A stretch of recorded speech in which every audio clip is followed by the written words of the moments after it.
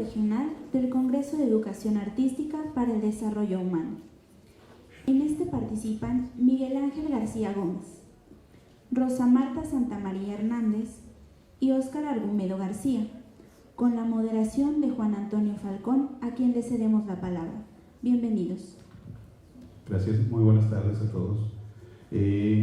Somos pocos, pero somos los que debemos estar, yo creo. Vamos a empezar este panel que habla sobre experiencias regionales. Tengo aquí tres grandes exponentes de lo que se está haciendo a nivel regional, a nivel local. Y siguiendo la misma temática que ya nos dejó aquí la doctora Lucina sobre la intervención del territorio. Me voy a permitir leer un abstracto del trabajo del doctor Miguel Ángel García y empezaría en su ponencia y vamos a concatenar cada una de ellas. La dinámica de participación es como se ha seguido: levantamos la mano, pedimos el micrófono y hacemos la pregunta igual de manera muy concreta. He platicado ahorita en corto con ellos y les he dicho que tratemos pues todos de hacer una motivación de diálogo entre los que están allá por una situación nada más espacial, no porque todos estamos acá, y una situación espacial, y generemos un diálogo, porque creo que es lo que nos hace falta, diálogo y encuentro, un muy particular punto de vista. Ok, el doctor Miguel Ángel García Gómez es arquitecto por la Universidad de Guanajuato, doctor en arquitectura, miembro del Sistema Nacional de Investigadores Nivel 1, profesor del Departamento de Arquitectura de la Universidad de Guanajuato y del Departamento de Arquitectura y Diseño de la Ibero León. En la Universidad de Guanajuato ha sido coordinador de la Maestría en Restauración de Sitios y Monumentos y de la Maestría en Planeamiento Urbano Regional. Fundador y director de la Escuela de Arquitectura de la Universidad de La Salle Bajío en León, Guanajuato, en los años de 1986 a 2002. Autor del libro Transformaciones Urbanas en León siglo XX, además de coautor de 3 libros relacionados con el territorio, la ciudad y el patrimonio. Ha publicado artículos en revistas científicas especializadas, así como conferencista y ponente en eventos nacionales e internacionales en temas urbanos, de centros históricos y del patrimonio cultural. Con más de 35 años de práctica profesional, es autor de importantes obras de arquitectura y restauración. Ha sido miembro del Consejo Consultivo de Desarrollo Urbano de León, del Consejo para la Cultura de León y actualmente del Consejo de Honor y Justicia del Colegio de Arquitectos de León. Es consultor en estudios y proyectos de arquitectura, restauración y urbanismo. Es arquitecto certificado por la CONAR y por la PEC, Acuerdo Asia-Pacífico, además de haber recibido el reconocimiento como profesionista colegiado del año del Bicentenario 2010. A propuesta del Colegio de Arquitectos de León, del que es miembro desde 1982, es además miembro de la Asociación Mexicana de Urbanistas, de la Federación Iberoamericana de Urbanismo y de Forópolis. Actualmente es también presidente del Consejo Directivo del Observatorio Urbano de León y es redactor de la Declaratoria de León sobre Centros Históricos en el año 2007. Impulsor desde 2008 del proyecto Ciudad Histórica, que coordina desde entonces con el objetivo de que la Ciudad Histórica de León sea declarada como Patrimonio Cultural del Estado de Guanajuato. Recibamos, por favor, con un aplauso al doctor Miguel Ángel. Gracias, muchas gracias, Toño. Gracias primero por la invitación. Y bueno, yo les voy a hablar desde mi tema de malformación profesional, que es la arquitectura, lo relacionado con el espacio patrimonial, que ha sido un tema de mi interés y de mi actuación, no solamente profesional, sino también social en León. Hace un rato escuchaba alguna pregunta: ¿cómo le podemos hacer para que en nuestro país podamos empezar a cambiar las cosas? Miren, la semana pasada estuve en un evento compartiendo con Alejandro Echeverri, que es el arquitecto que instrumentó lo que ahora conocemos como Modelo Medellín. Ya saben, le ponemos etiquetas, y Modelo Medellín, Modelo Barcelona. Estuvieron también los de Barcelona en ese evento en el que estuve. Y Alejandro Echeverri dijo algo muy interesante. Dijo: si ustedes creen que por lo que hicimos en Medellín ya solucionamos los problemas, es absolutamente falso. Es absolutamente falso que exista un modelo Medellín. Tenemos hoy los mismos problemas que teníamos antes. El problema está en que si no la creemos, no resolveremos nuestros problemas. Y dijo también algo muy interesante. Dijo, la ciudad se cambia desde la psicología. Ya sabemos el caso de Medellín, su violencia terrible y cómo tuvieron que cambiar, no solamente de chip, tuvieron que cambiar absolutamente para tener la posibilidad de generar mejores posibilidades para sus ciudades, para ellos mismos, para su cultura, etc. Entonces, con esta base yo les quiero platicar un poquito lo que ha sido el proyecto Ciudad Histórica como un espacio de actuación colaborativa en la ciudad de León desde hace ya algunos años, que me ha tocado tener la posibilidad de proponer, de impulsar, y en el que, pues, a pesar de todo, sigue caminando. Tan sigue caminando que hoy ya León tiene una oficina de Ciudad Histórica. A veces no saben bien de qué se trata eso, pero ya la tiene. Entonces, voy a partir de intentar hilvanar con una serie de ideas muy puntuales, muy rápidas, que espero nos ayuden a contextualizar la idea de lo que puede ser el proyecto Ciudad Histórica. Primero, decirles que toda práctica, para nosotros, toda práctica cultural, toda práctica social, tiene como espacio de materialidad el territorio, tiene como, vamos, todo se territorializa, como hace un rato se decía, nuestras prácticas tienen como base el territorio. Aunque actualmente ya sabemos que el territorio, el espacio, mejor dicho, pues ya no solamente es un espacio material, ya sabemos que hoy se resuelve también el espacio de manera deslocalizada, ¿no? El ciberespacio, por ejemplo. Pero el espacio material de las ciudades es el espacio donde todo ocurre, donde hacemos todas nuestras cosas, donde generamos nuestras expectativas, donde sentimos nuestros miedos. Tristemente, las ciudades que son una producción humana originalmente hecha para darnos seguridad a todos, se han convertido en los lugares donde se generan los miedos más terribles. Entonces, tenemos por una parte que todo ocurre en las ciudades, y de las ciudades actualmente, que son una construcción cultural sumamente compleja, hay una parte diferenciada muy importante, que es la parte central, la parte que formó la primera ciudad. Si en las ciudades todo pasa, en las partes históricas de las ciudades todo pasó a partir de su fundación. En ese sentido, León, en su parte histórica, ha ocurrido todo desde 1576, cuando la ciudad se fundó.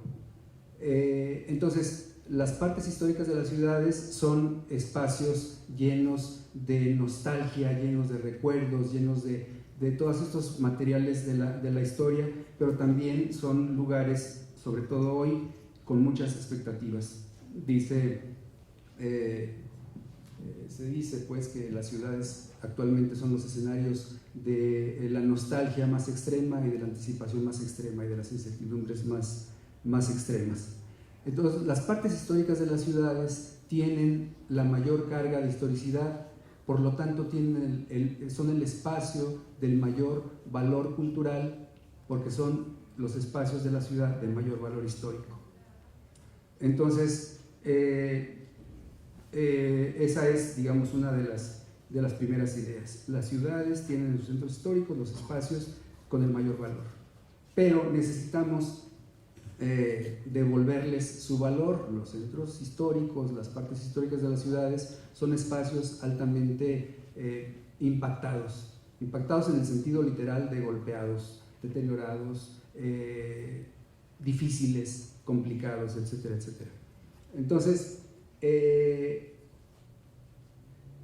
tenemos esa idea, el espacio central de la ciudad, y yo agregaría un siguiente ingrediente. ¿Cómo hemos trabajado en las partes históricas de las ciudades? Históricamente, y como efecto, digamos, de la modernidad, del cientificismo, hemos visto a las partes históricas de las ciudades en términos de sus atributos. Las partes históricas de las ciudades son los espacios urbanos donde se concentra, por ejemplo, la mayor cantidad de edificios de valor patrimonial. Y entonces hemos visto de repente a los centros históricos o a las partes históricas de las ciudades como estos lugares dado que se concentran la mayor cantidad de inmuebles con valor patrimonial, tenemos que conocer el atributo de cada edificio. Digamos, nuestra tradición patrimonial ha caminado desde ver el edificio con valor patrimonial en sus atributos. Esa es una visión en la que nos hemos, digamos, en la que hemos trabajado y ha sido muy difícil. A mí me tocó la posibilidad de hacer la primera intervención por restauración aquí en León, que fue la primera etapa del edificio del excárcel, cuando todavía no la hacían pedazos. La intervenimos con las más estrictas técnicas de la restauración porque era la demanda del momento.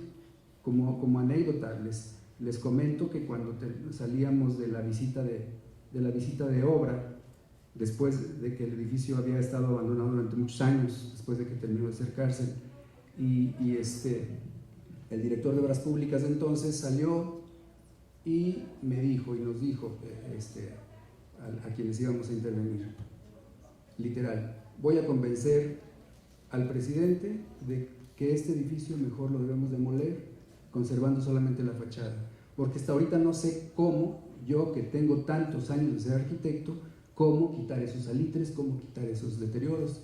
Me garantizan que se va a quitar. Fue una lucha muy fuerte. En ese tiempo había que defender la esencia de los atributos de la arquitectura. Y así cada edificio, cada ejemplo de patrimonio cultural, teníamos que defenderlo en sus atributos porque corrían muchos riesgos.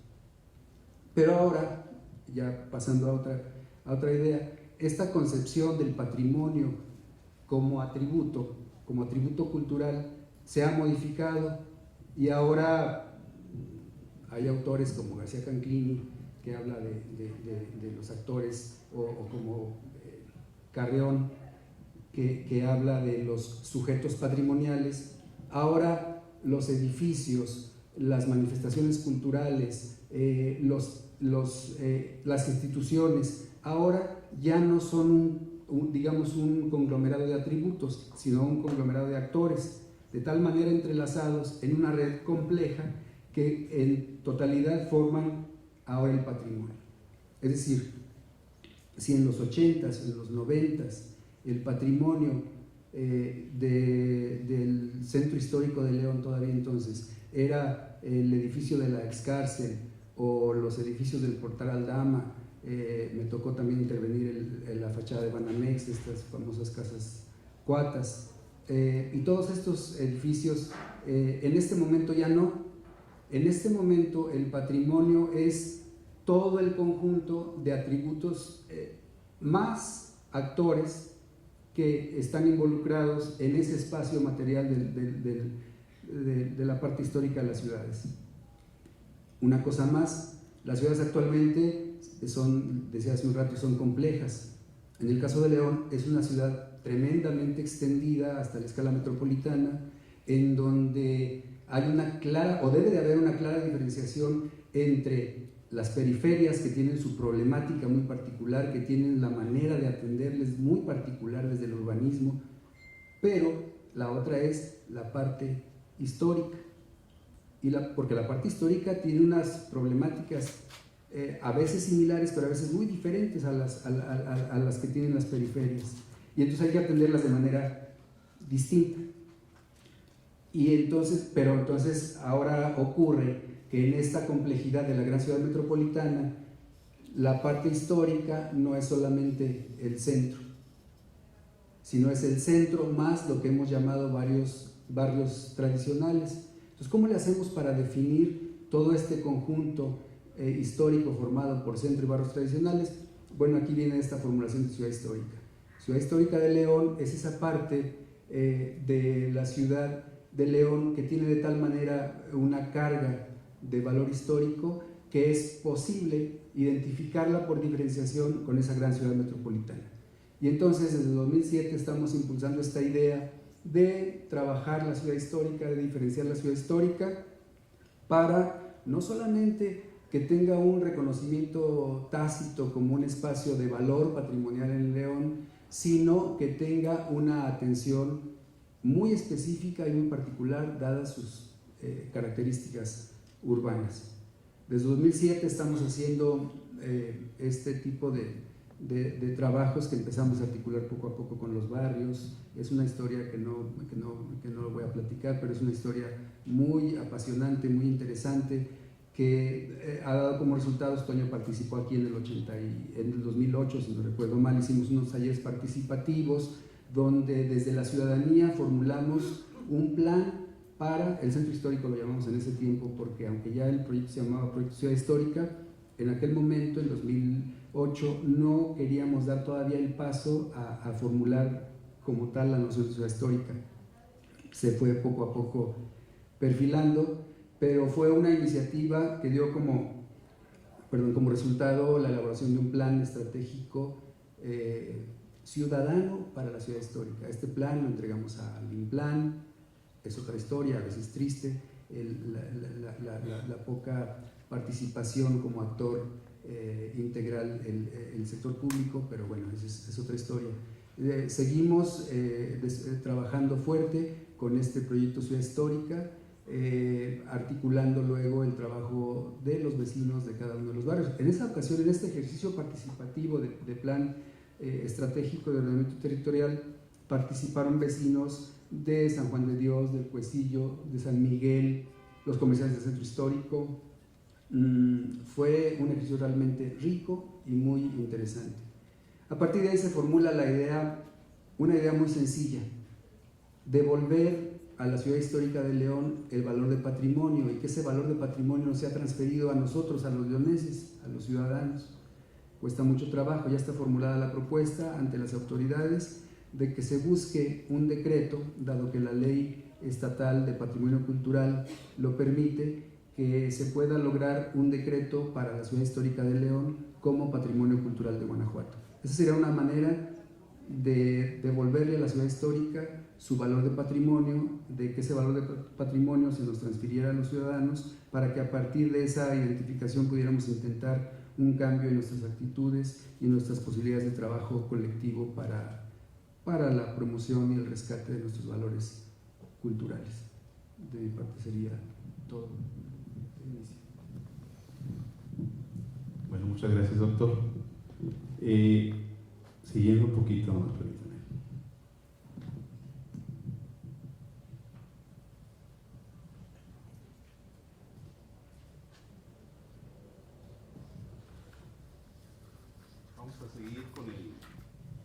Vamos a seguir con el orden.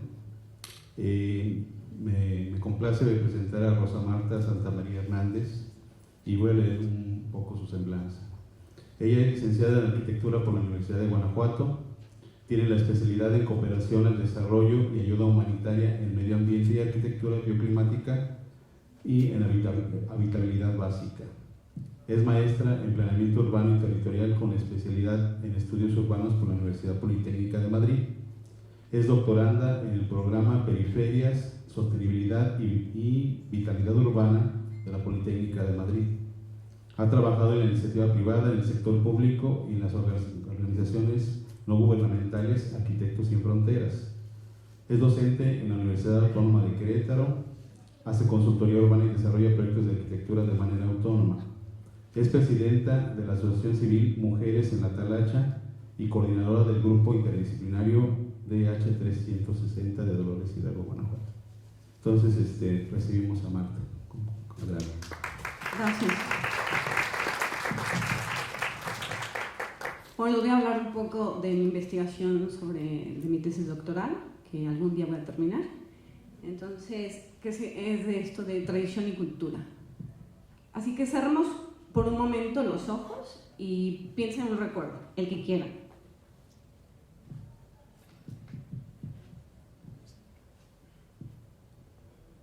¿Ya? ¿Están solos en ese recuerdo? No. ¿Y están, o sea, el fondo es negro o es blanco o están en algún lugar? en algún lugar. Sí, puede que estén solos, podría ser, normalmente estamos acompañados, pero podría darse que estemos solos, pero siempre, siempre vamos a estar en algún lugar. Porque podemos recordar gracias a que le damos a ese recuerdo, lo ubicamos en algún sitio, le damos un nombre, hacemos alguna reflexión sobre ese acontecimiento.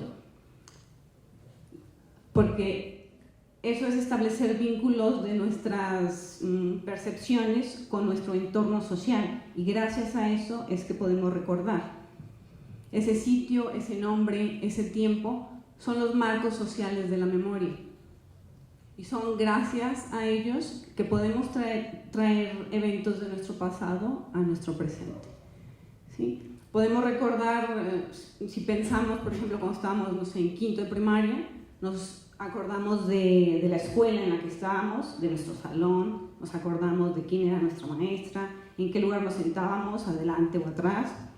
También nos acordamos, o sobre todo nos acordamos de quién nos rodeaba, ¿no? Porque recordamos a quién podíamos copiar y a quién no, ¿no? Entonces, hacemos vinculaciones con nuestro medio social. Y eso es porque nuestra memoria surge del medio social.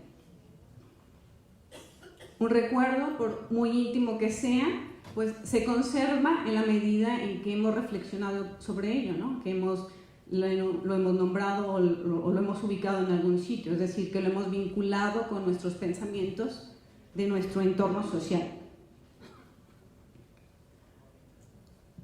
Es verdad que podemos adquirir recuerdos pues, leyendo, por ejemplo, de la Revolución Mexicana o de la Independencia, podemos leerlo, podemos conversarlo, o podemos ver alguna película y nos enteramos de cómo era, pero eso no es nuestra memoria. Nuestra memoria es algo que nosotros hemos vivido, algo que hemos sentido o algo que hemos pensado en algún momento. Por lo tanto, la memoria pues, no es la historia, ¿no? La historia pues, es algo que ya pasó, algo de cierta manera muerto. La memoria es algo vivo, no es algo fijo, es algo que está en constante cambio, porque lo estamos actualizando de acuerdo a las necesidades que tenemos en nuestro presente, ¿no? Inclusive de nuestro futuro. Nuestra memoria es algo vivo, es algo que viene no de la historia aprendida, sino de nuestra historia vivida. Ahora bien, esa es como nuestra memoria personal, nuestra memoria individual, pero la memoria colectiva pues es el conjunto de memorias individuales que se completan, que interactúan, que se superponen o que se jerarquizan, ¿no? Es una representación, porque como los grupos pues, no tienen cerebro o no tienen a la memoria como facultad, pues es una representación, es ese conjunto de memorias individuales que hacen que esa representación surja. De hecho, muchas veces la representación dice mucho más de lo que el acontecimiento real fue, ¿no? O sea, cuando a veces nos reunimos con, no sé, con personas de alguna comida de generación, de la secundaria o prepa, contamos unas historias que pueden distar muchísimo de la realidad, de cómo fueron. Porque cada quien vivió ese acontecimiento de manera distinta y lo refleja o lo trae a su memoria, pues dependiendo de cómo le haya ido en la feria, ¿no? Entonces, si esta memoria colectiva es pues, una interacción de memorias individuales, evidentemente hace falta que las personas nos relacionemos para que esta memoria pueda surgir, ¿no es cierto? Entonces, esta es la memoria, pues, de la memoria colectiva, la memoria de un grupo, y a esta memoria también se le llama tradición, y al igual que la memoria individual, pues no es algo fijo. La memoria o la tradición es una noción dinámica compatible con el cambio, porque nunca es una repetición del pasado en el presente, sino es un filtro, una redefinición y una reelaboración permanente del pasado en función de las necesidades que tenemos en el presente, de los desafíos del presente e inclusive de lo que queremos convertirnos en el futuro, ¿no? Por lo tanto, las tradiciones pues, hay que actualizarlas a las necesidades del presente, hay que vivirlas conforme en nuestras nuevas realidades, porque si no serían pues solo una historia y sería una representación tal cual del pasado, y eso no es la tradición. Por ejemplo, hace pues a principios de este mes, ¿no?, que se dio el desfile en Ciudad de México. Al final esta es una reestructuración, una redefinición de una tradición, ¿y por qué no? Aquí en León pues hay varias tradiciones, ¿no?, como la de los inditos, ¿sí?, en el santuario, o la de la bendición de los padres en el barrio. También se tienen pues distintas fiestas patronales en los distintos barrios históricos, ¿no?, del centro histórico. Tenemos el Vía Crucis en Semana Santa. O sea, en fin, hay muchas fiestas que se dan por todo el municipio, ¿no?, sobre todo en el centro.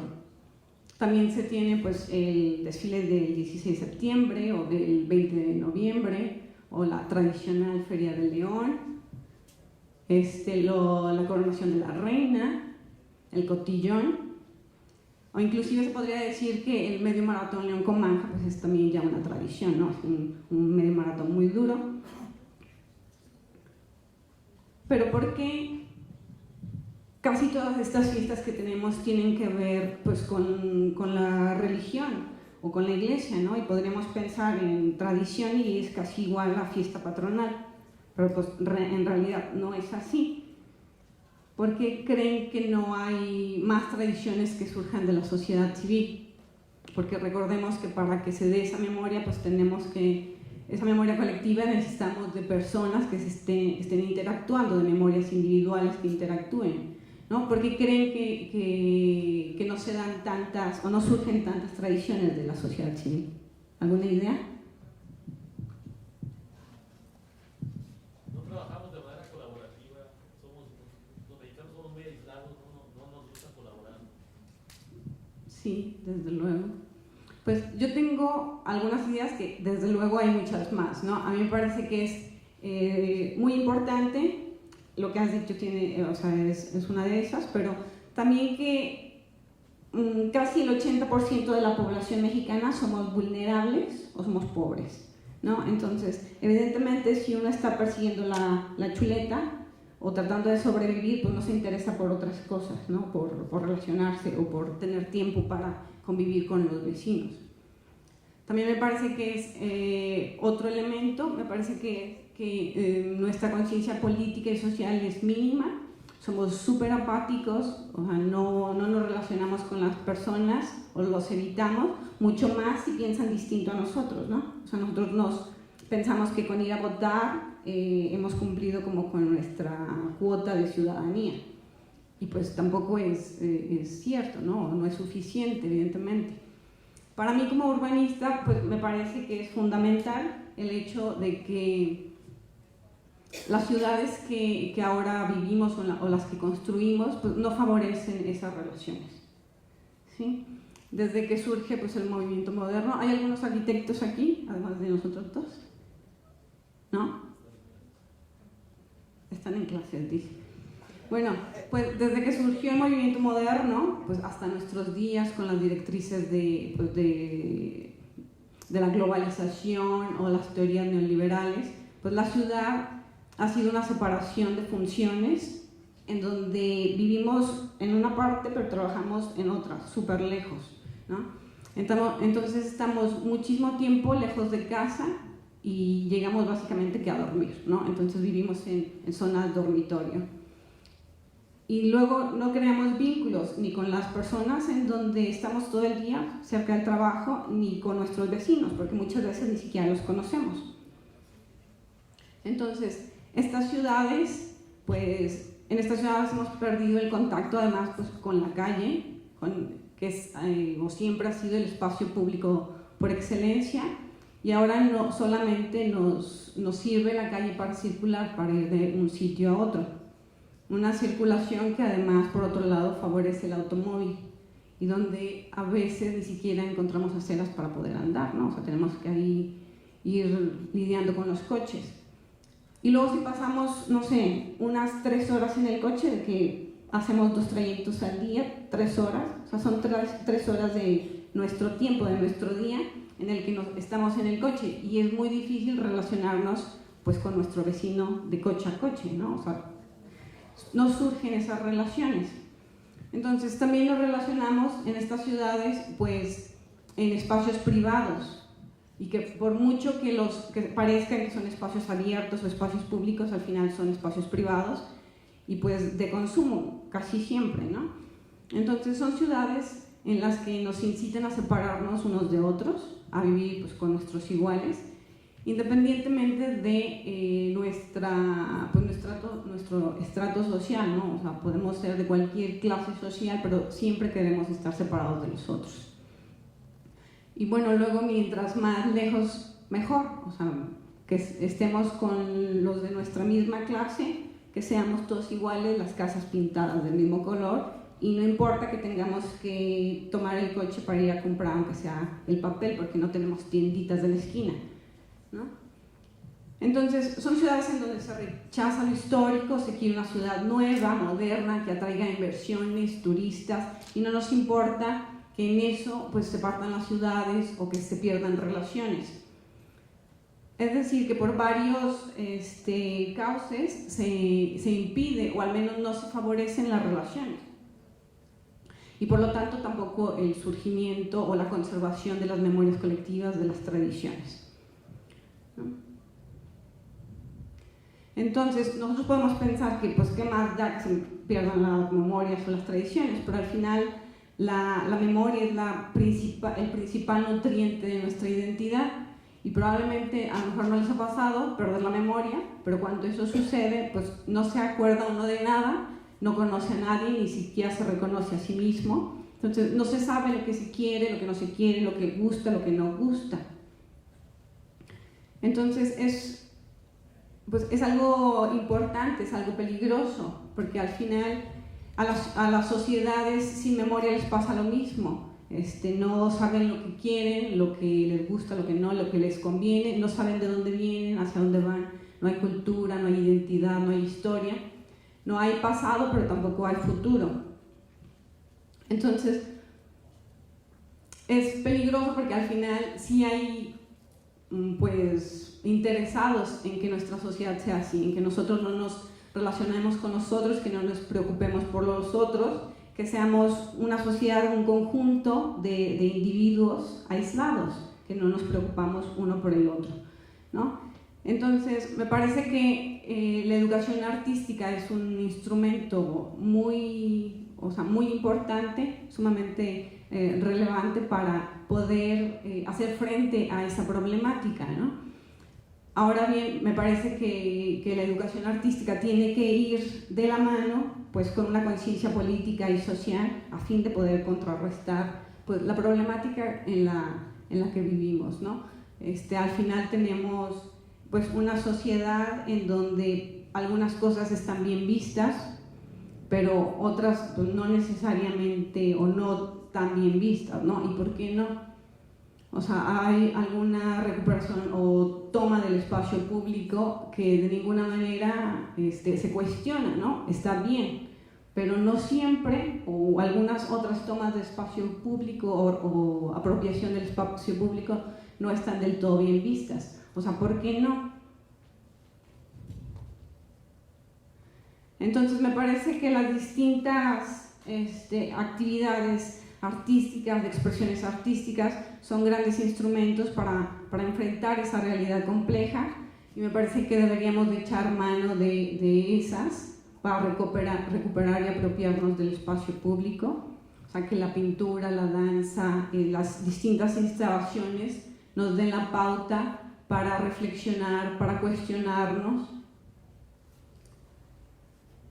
para el diálogo, para la discusión, para los acuerdos, o sea, con los iguales, pero sobre todo con los otros, ¿no? Con los que no están de acuerdo con nosotros. O sea, llegar a acuerdos y me parece que es la única manera de que podamos construir la ciudad pues, en la que queremos o en la que podemos vivir o en la que merezcamos realmente vivir, que realmente favorezca nuestra calidad de vida, y también pues, para construir esa sociedad que queremos ser.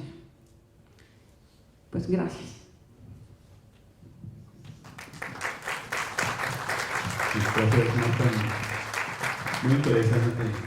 Muy interesante cuando desligamos lo que es el territorio de lo que es la memoria y la tradición y pensamos que ninguno es contenido o contenedor, ¿no? Por último, me voy a congratular de presentar al maestro Oscar.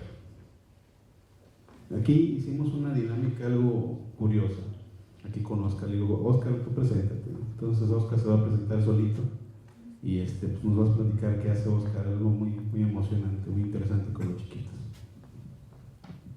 Hola, ¿qué tal? Muy buenas tardes. Voy a presentarme muy rápidamente en mi preparación seria y correcta como artista o intento de artista. Yo estudié en la Escuela Superior de Música de la Ciudad de México, la licenciatura de contrabajo. Soy contrabajista y van a decir ustedes qué es el contrabajo. Es el tololoche. No toco en un norteño, pero toco en la Sinfónica de Guanajuato. Eso me sirvió estudiar un poco. Esa es mi carrera de especialización. De ahí me fui a Italia, por fortuna, me fui a estudiar y a especializar varios años, y voy y vengo por fortuna también. Me especialicé también en tololoche, lo mismo, allá fui con maestros muy pros del tololoche y allá me hice un poco mejor como contrabajista. Esa es mi especialización, esa es mi pasión en ese sentido con la música.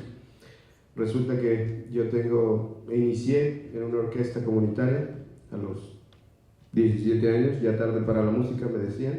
Inicié en una orquesta de 30 jóvenes que éramos de un barrio pues vulnerable, pobre, pero una orquesta en la que nos alentaban para salir adelante, no solo como músicos, sino como diferentes especialidades o carreras o lo que sea.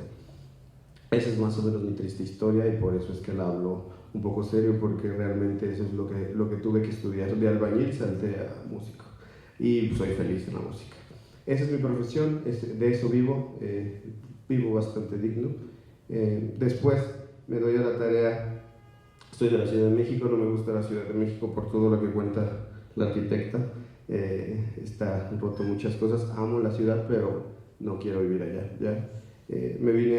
Estuve en diferentes lugares en provincia hasta que llegué a Guanajuato con la universidad. Trabajo en la Sinfónica desde hace más de 12 años. Actualmente tengo 8 años viviendo en la ciudad de León, Guanajuato. Por fortuna encuentro aquí en León, Guanajuato, un lugar que se llama Imagina, un lugar en el que a través de muchas artes, a través del arte, están cambiando y transformando a una pequeña comunidad que ahora es una gran comunidad. Tengo la fortuna a través de Conaculta, ahora Secretaría de Cultura, que todos veo que está haciéndose muy famosa ahora, pero bueno, gracias en ese sentido a la Secretaría se crea el proyecto de una orquesta comunitaria tal cual como la que yo salí, pero por fortuna o desgracia se empieza con 300 niños, pero solo con 70 instrumentos. Y fortuna es que empezamos, pero teníamos que seleccionar 370 niños. Fue difícil, se tuvo a los 70, pero bueno, el tiempo sigue avanzando, seguimos gestionando recursos, no solo con Imagina y con Gobierno Federal, y por fortuna hace 3 años entra, Secretaría de Cultura. En ese sentido, tenemos la suerte de que entra Eduardo García Barrios a crear sistemas comunitarios de orquestas a nivel nacional. Actualmente se cuenta con más de 27,000 niños en todo el país. Somos parte de un programa de sistemas de orquestas comunitarias. Soy director de orquesta, tuve que serlo, lo confieso, odiaba a los directores de orquesta, pero ahora los entiendo un poco. Tuve que estudiar dirección de orquesta, fui a España, tuve unos cursos, sigo estudiando dirección de orquesta por respeto a la música.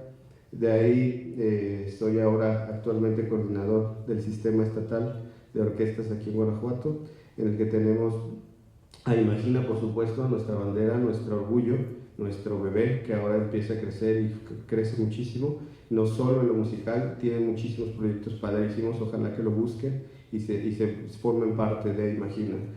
Trabaja en una zona muy vulnerable de la ciudad, pero resulta que se integran con nosotros la orquesta del Centro Fox, sí, del expresidente. una orquesta en la que, les cuento un poco, se atienden 17 comunidades, va un camión por diferentes comunidades, hace un transcurso de hora y media recogiendo chiquitos de diferentes comunidades y nos llegan a las 4 de la tarde. Con ellos trabajamos, muchos son niños de campo, con ellos trabajamos todos los días. Bueno, después, por fortuna, sin que incorpore el Conservatorio de Celaya, también Celaya, por desgracia, una ciudad golpeada por la violencia fuerte. Estamos también en otra zona vulnerable con otros 120 niños, también igual de las mismas condiciones de las que todos sabemos en esa cuestión vulnerable. Y actualmente, bueno, el sistema de orquestas con el que trabajo, que soy coordinador general, contamos con más de 550 niños, contamos con 28 maestros, contamos con una comunidad grande creciendo, no solo musicalmente. Lo más importante del sistema que llevo y que llevamos a través del Sistema Nacional de Fomento Musical es la parte medular, que es el crecimiento humano.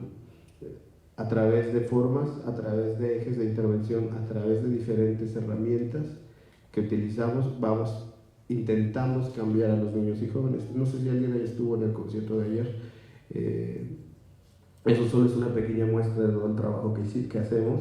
Realmente lo que hacemos de trasfondo es lo más importante, que es esta búsqueda del desarrollo humano a través del arte, a través de la música. Para nosotros solamente es una herramienta, es una parte de empezar a crear y a buscar la conciencia colectiva, la conciencia de crecimiento de nuestros niños. Tenemos varios planes académicos, varios programas académicos en los que, por supuesto, el trabajo en equipo, una orquesta sinfónica, genera inmediatamente el respeto mutuo. Un grupo trabajando juntos, para mí, sea danza, sea pintura, sea cualquiera de las artes, ya implica, ya está dentro de todos los valores morales.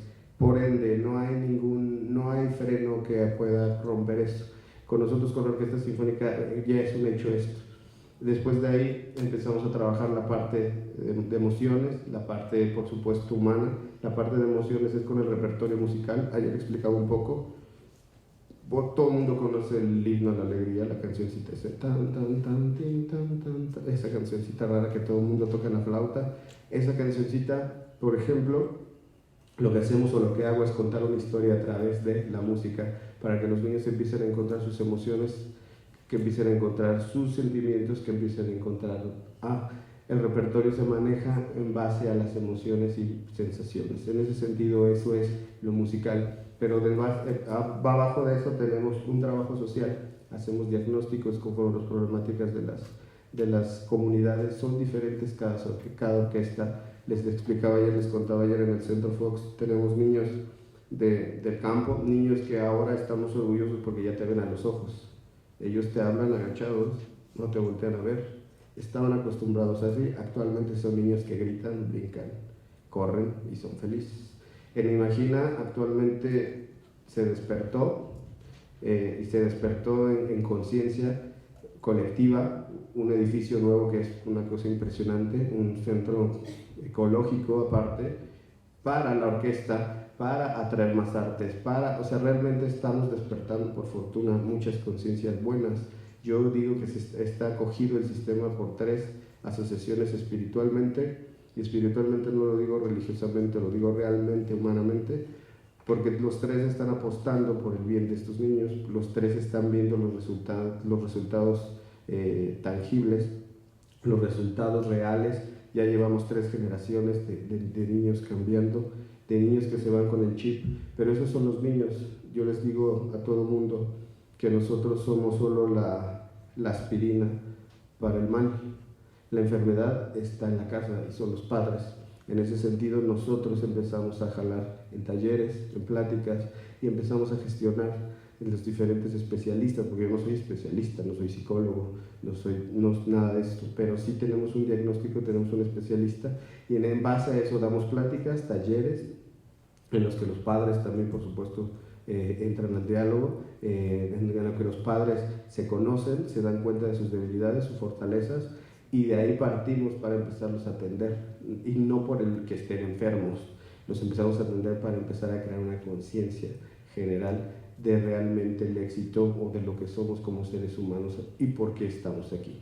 Realmente es un trabajo amplio, solamente el hecho de escuchar la orquesta sonar ya es un éxito, pero hay muchas cosas de trasfondo. Estas cosas es, decía mi triste historia, porque sí tuve que aprender también dirección de orquesta, sí tuve que aprender gestión, sí tuve que aprender a entender a la gente, sí tuve que tener que aprender el tacto para pedir, sí tuve que aprender a trabajar con lo que hay para que empezar a generar, que a futuro empiece a crecer, pero solamente lo aprendí y lo creo por convicción, porque la música sí es un detonante que transforma a la gente, el arte es un detonante y lo sabemos, pero si no lo llevamos a cabo tal cual, nadie te va a dar un peso, nadie te va a creer. Si no lo dejamos trabajar real, si no realmente nos apasionamos como debe de ser, yo creo que no se puede crecer más que eso.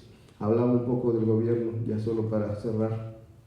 Yo llevo ya 7 años trabajando con Aculta, que ahora es secretaría, y solamente me queda cerrar con esto que ya pensé, y que yo creo que los gobiernos los podemos culpar que no está haciendo nada el Estado, que no está haciendo nada el país y el presidente, pero yo creo que a la gente que nos tenemos la suerte de gestionar y que nos hacen tantito caso, porque es tantitito de tanto de lo que somos como país, tendríamos que apasionarnos para realmente a través de ese programa intentar cambiar a nuestra comunidad. Eso estamos haciendo aquí, no es Óscar Argumedo solo, somos un equipo de trabajo grande, son gentes, asociaciones civiles grandes, por supuesto, pero también son maestros, son músicos, son por supuesto coordinadores que tengo, académicos, operativos, trabajo social. Estamos encontrando después de 7 años a la gente realmente apasionada por creer en este cambio y cada quien aportar de lo que sabe, cada quien aportar de lo que realmente quieres aportar a los niños, que sabes que a futuro tal vez no me va a tocar ver, pero a futuro se va a poder cambiar la sociedad. Ese es el proyecto en general, esos son los sistemas a nivel nacional, ese es el trabajo que hago, no solo dirigir la orquesta, ahora digo que entiendo a los directores porque hay que hacer 1000 cosas más. El resultado de que suene la orquesta es la suma de un trabajo de gestión, de barrer, de limpiar y de todo lo que se imaginen, porque realmente no es simplemente ahí está el programa, ahí está el presupuesto, suerte y aquí está el manual, tienes que hacer esto, nada, todo lo hemos ido construyendo y bueno, orgulloso de formar parte de este sistema comunitario Bajío. Pues muchas gracias, eso es más o menos mi trabajo que hago y mis traumas. Muchas gracias.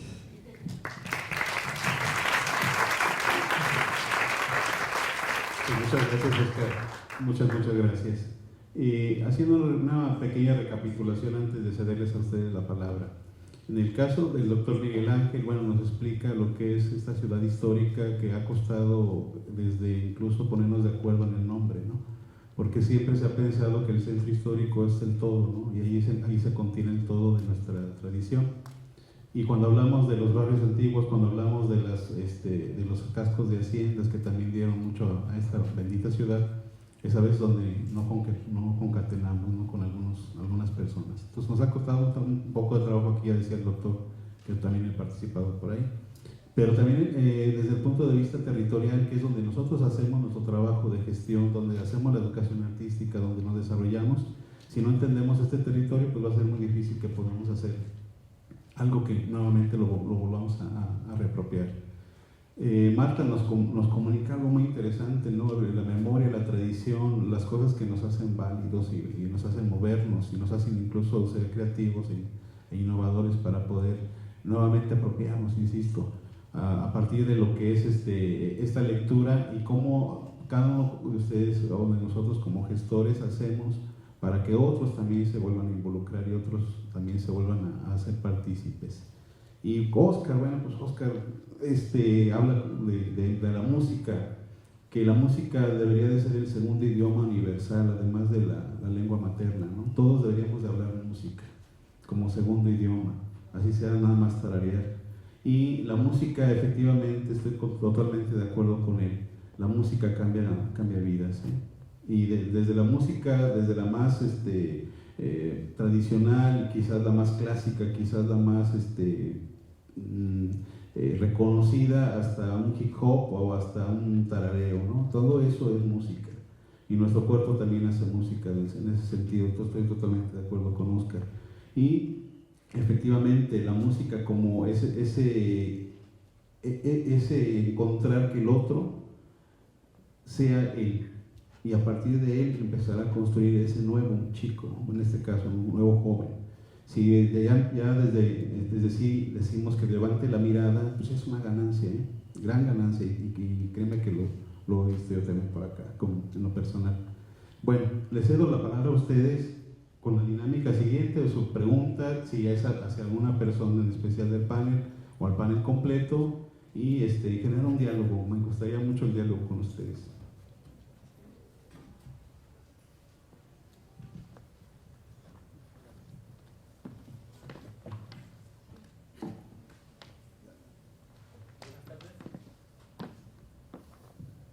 Bueno, ok. Buenas tardes. Soy Emanuel, soy estudiante de investigación educativa y mi área es sobre educación musical. Entonces, mi pregunta va para Óscar. Yo no conocía este sistema de orquestas comunitarias, pero me interesa mucho tener más información al respecto. Algunas de las cosas que he visto en esta cuestión de investigación es que hay muchos proyectos que se están desarrollando en este momento artísticos alrededor de todo el mundo, pero concuerdo con la doctora Lucina, por ejemplo, que hace falta la sistematización y la documentación. Entonces yo me pregunto si hay justamente esa sistematización y documentación que yo pudiera consultar acerca de estos proyectos que están desarrollando, dónde se encuentra esa información o dónde puedo pedir esa información y qué es lo que se está haciendo también para la divulgación de toda esta información que se está produciendo, porque sí lo decía también, o sea, no existe manual, nosotros lo estamos creando y dónde lo están haciendo público. Gracias. Sí, bueno. No te voy a pasar nada. Bueno, te cuento rapidísimo. Yo creo que ese es el trauma de todos.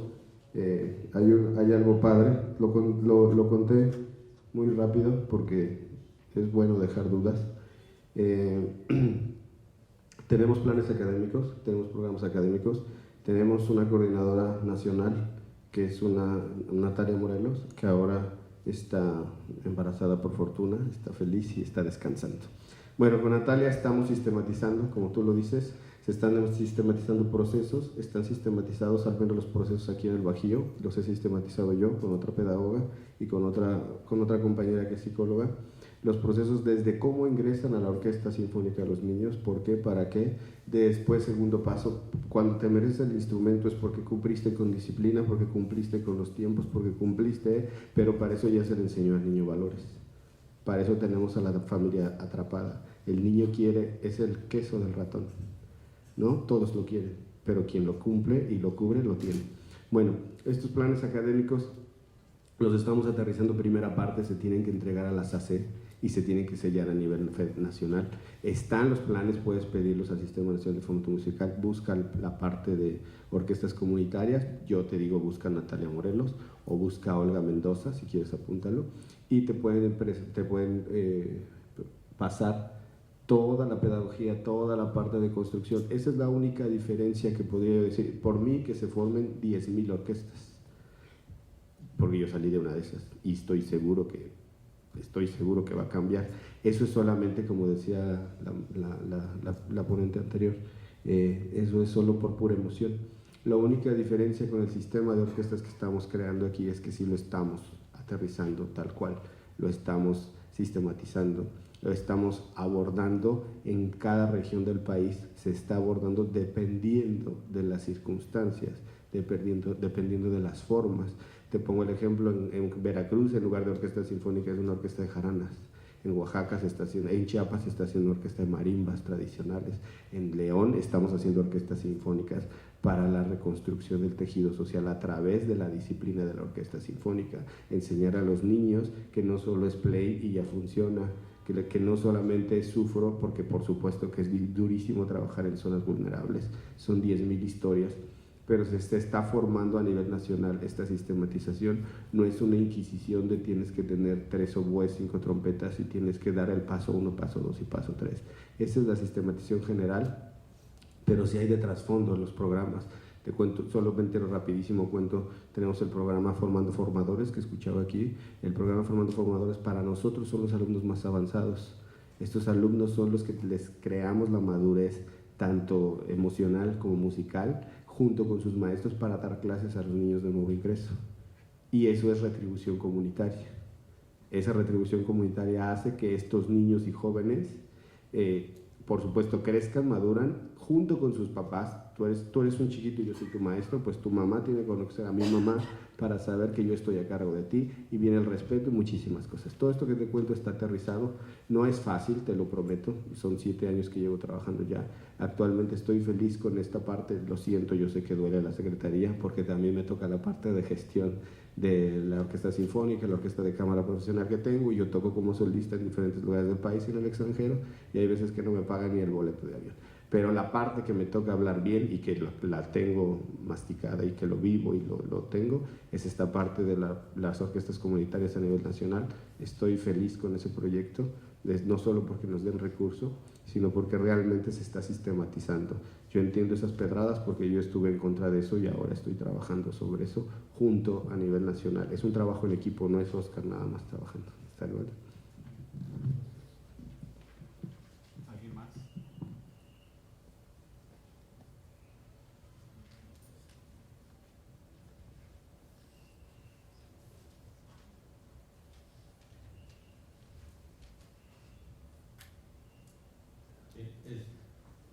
En educación se parte mucho de las creencias y sentires, sentimos que pasan cosas, ¿no?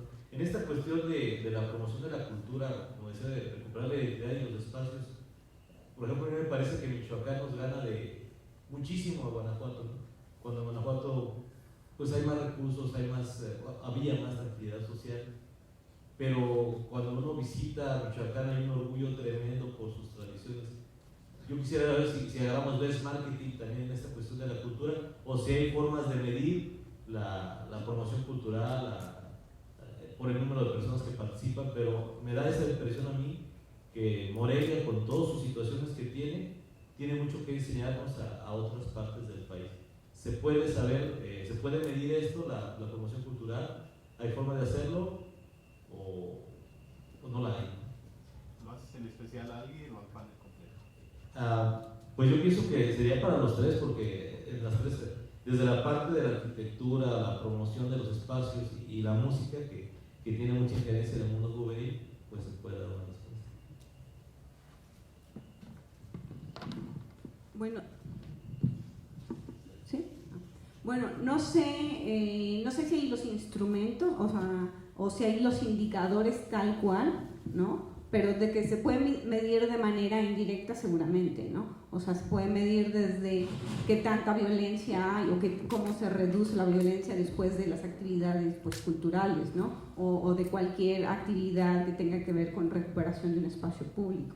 No sé si ellos lo conocen, yo no conozco de que haya ya esos indicadores, ¿no? Pero seguramente hay...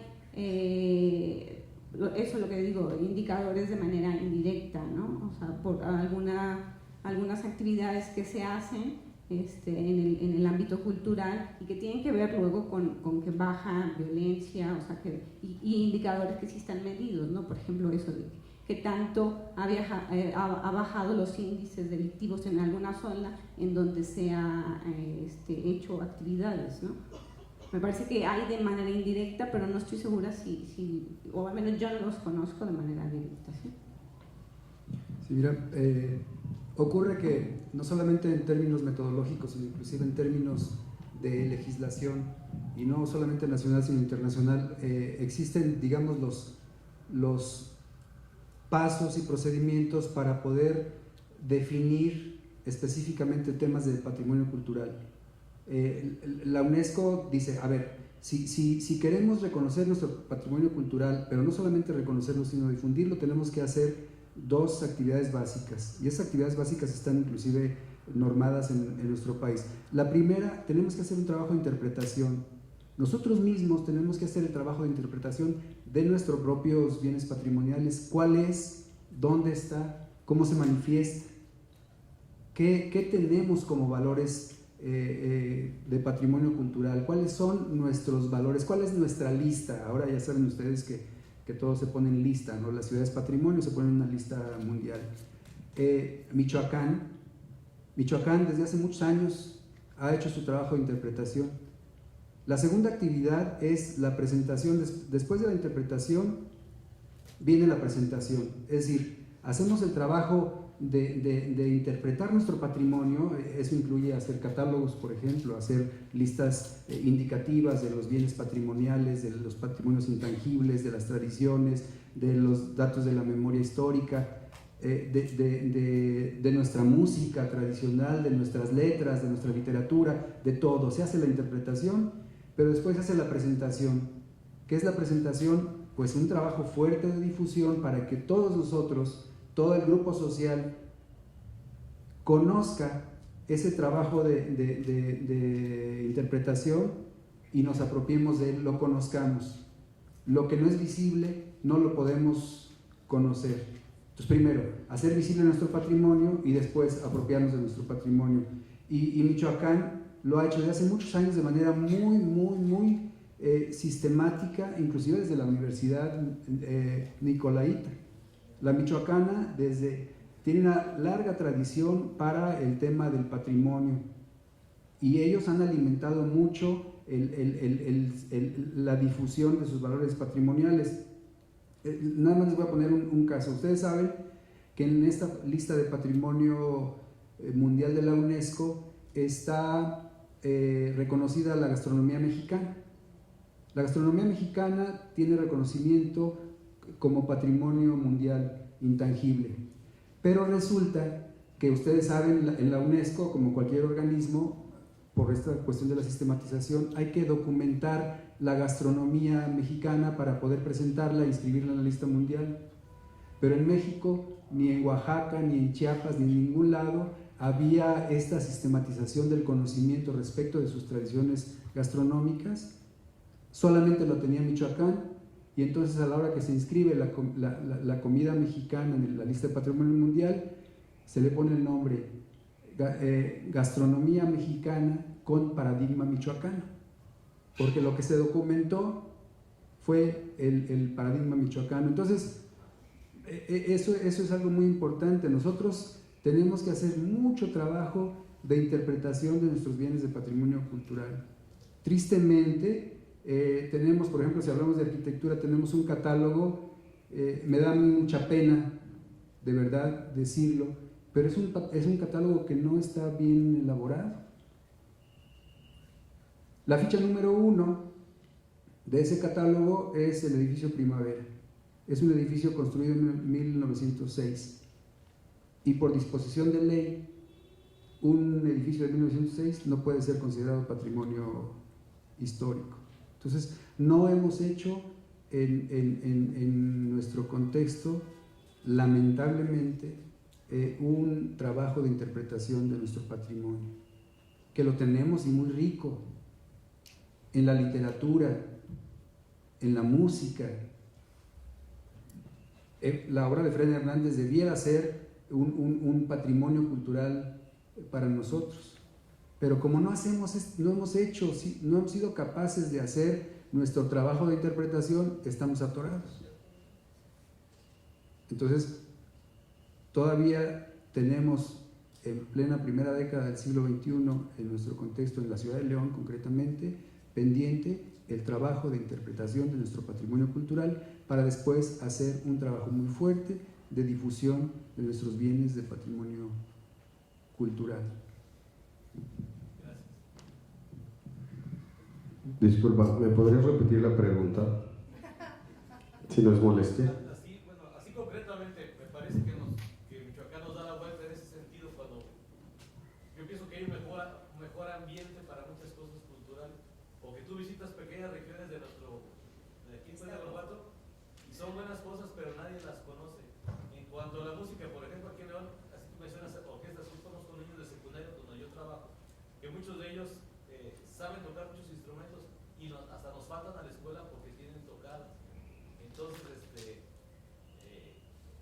la cuestión es cómo se fomenta esa música fuera de lo popular o agarrar a esos jóvenes para crear, como lo están diciendo, más orquestas, más entonces como que no se ve mucho trabajo de difusión en cuanto, como dice el joven, si hay estas orquestas, ¿por qué no difundirlo en varios? Como yo he hablado de León 1, de San Felipe de Jesús, muchos niños tocan y no conocen estos contextos o estas formas de trabajo.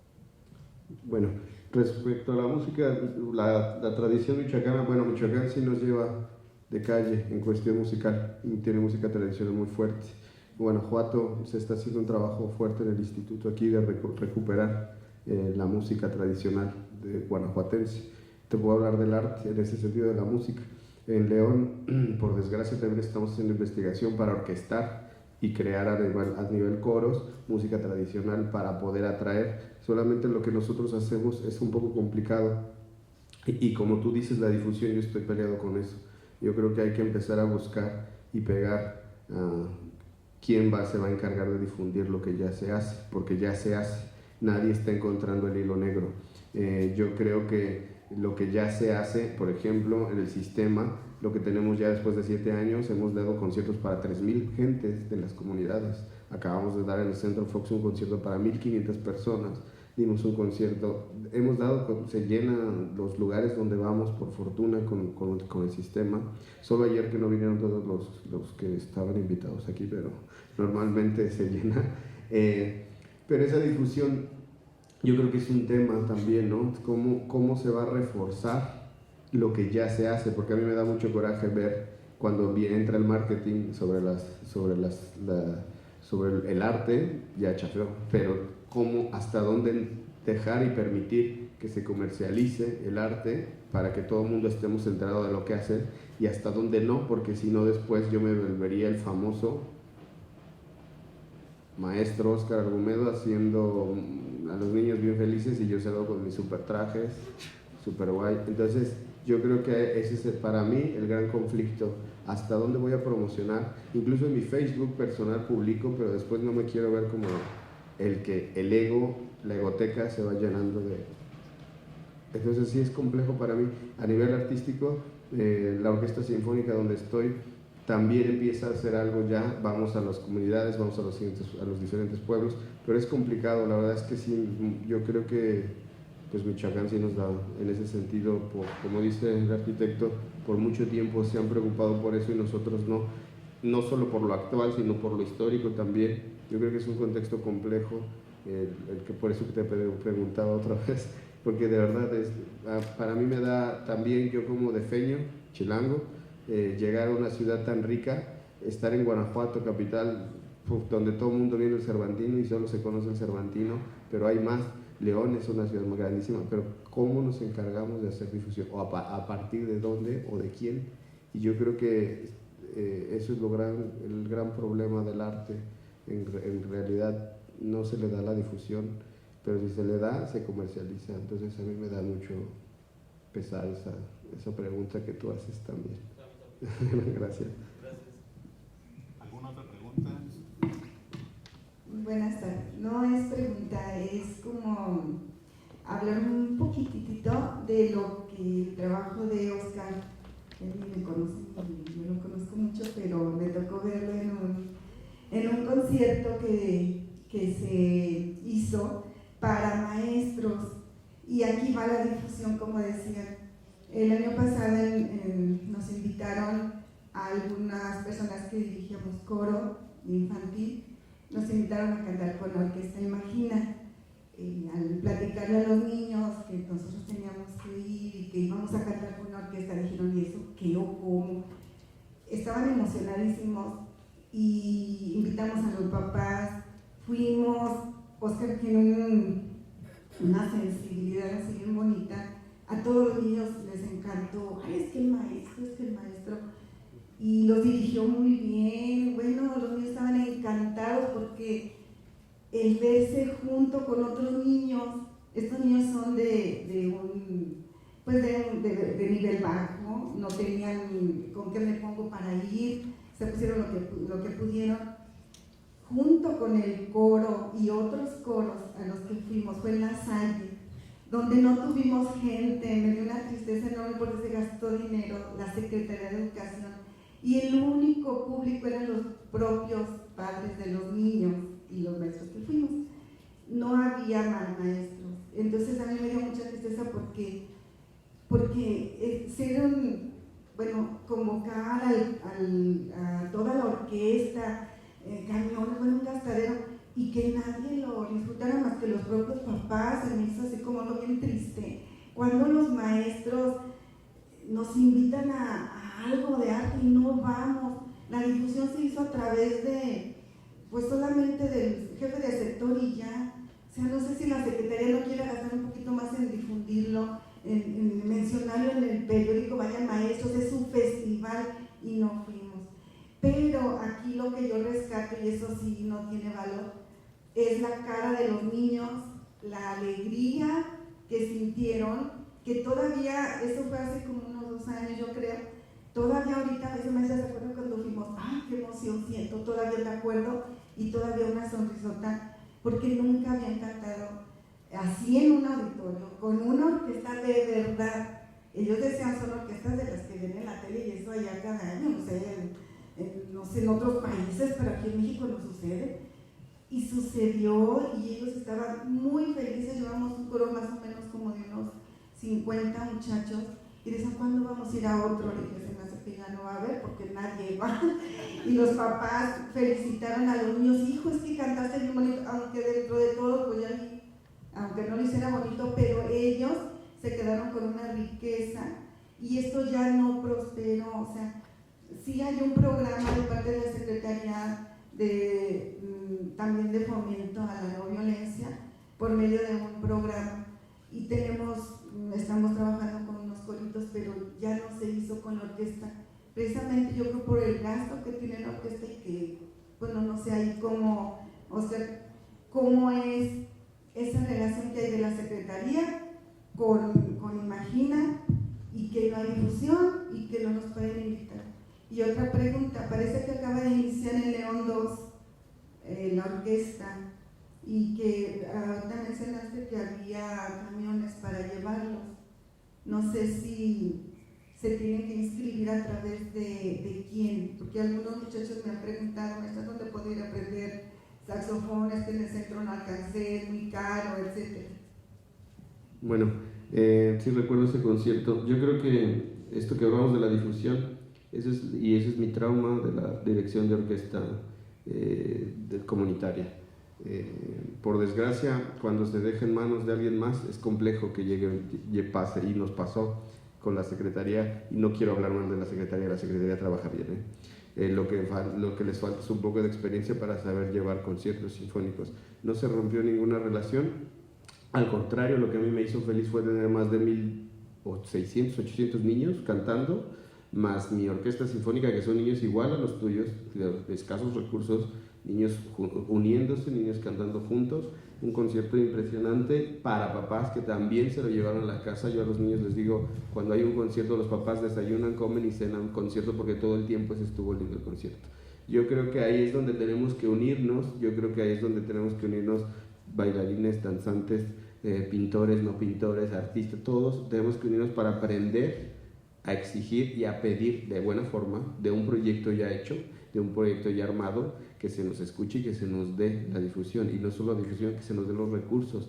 No fue tanto gasto, la orquesta no cobra, yo no cobro cuando voy a dirigir. Ayer no me pagaron 150,000 pesos, nada más me dijeron muchas gracias, felicidades, y yo salí feliz de eso.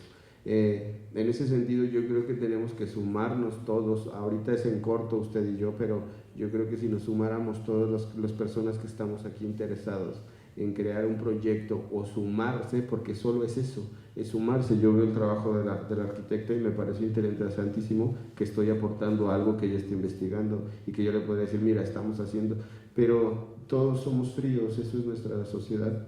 Ya para cerrar, yo le pongo un ejemplo a las pláticas de los padres de familia que damos, cómo es nuestra sociedad, y que yo creo que ese es el gran conflicto que no queremos entender. La mayoría de gente vivimos en fraccionamientos o colonias. Si se va el agua, aquí le dicen aljiber, ¿no? En México le decimos cisterna. Y cuando dije aquí cisterna la vez pasada me hicieron cara de fuchi, pero es aljibe aquí. Bueno, se va el agua y si tú tienes aljibe, no pasa nada. Chido. Y no sales, y te bañas y hasta sales y le echas agüita a tu carro, lo lavas afuera para que vean que yo tengo aljibe, o sea, ubíquense. Se te acaba el aljibe y ahora sí sales. Oye, vecino, ya llevamos 5 días sin agua, ¿qué vamos a hacer? ¿Cómo la vamos a pedir? Entonces, hasta que el agua nos llega hasta el suelo, yo lo digo contrario, es cuando nos unimos. Yo creo que eso es lo que nos falta. Seas gestor, seas un gran investigador, seas un gran pedagogo, seas un arquitecto, seas lo que seas, yo creo siempre que si nos sumamos y no restamos, porque ese es nuestro problema. Yo que voy a hablar de patrimonio cultural, guácala, que luego del arquitecto, no, por supuesto que no. Yo creo que si nos sumamos en torno a todos somos grandes seres humanos, al menos los que estamos aquí, y en ese sentido si nos sumamos para hacer crecer lo que queremos y encontramos alianzas, yo creo que en ese sentido vamos a cambiar, pero vamos a cambiar. Yo lo hago desde lo más pequeño, lo hago con los niños, lo hago en una zona chiquita, lo hago para 3,000 gentes, para 1,000 gentes, para 600 niños. El país es más grande, necesitamos más gente así. Bueno, pues muchas gracias por tu aporte. Una última y muy breve intervención, creo que ya se fue. Ya se fue. Ok, terminamos. Pues muchísimas gracias. Yo sé que hay muchas cosas que por ahí se les quedaron, no sé, aprovechando y obviamente no lo he hablado con ellos. Pues aquí vamos a estar en el pasillo, ¿no? Si alguien quiere compartir ya en corto, pues adelante. Bueno, voy a entregar unos reconocimientos que hace el Instituto Cultural de León, la Universidad de Guanajuato, a nuestros ponentes.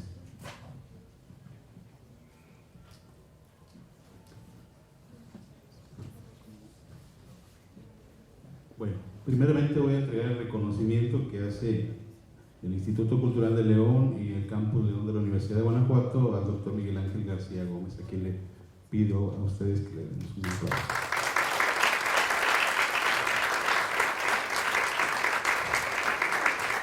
El reconocimiento a Rosa Marta Santamaría Hernández también por su excelente presentación. Gracias.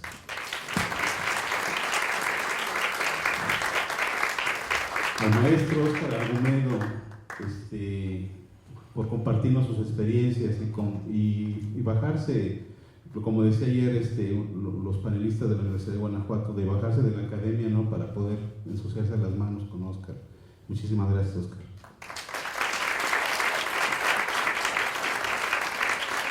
Y bueno, pues a comer algo y aquí los esperamos al ratito con la presentación del ponente MacGregor. Gracias.